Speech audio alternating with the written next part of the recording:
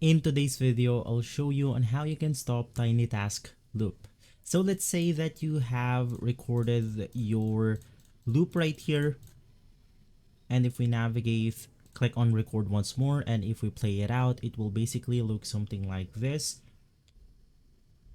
Now if your setting is set into something like the continuous playback, and then it keeps on playing right here, what you need to do is to go ahead and make sure that you know the playback hotkey to stop this recording right here.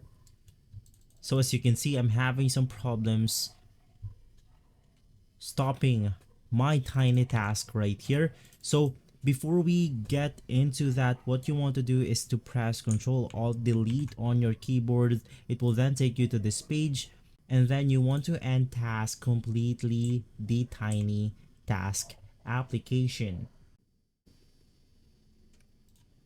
Now after ending the TinyTask on your task manager right here, what you want to do to make sure that you will be able to stop it completely next time is to once again open up the application, and you want to make sure to set your own recording hotkey.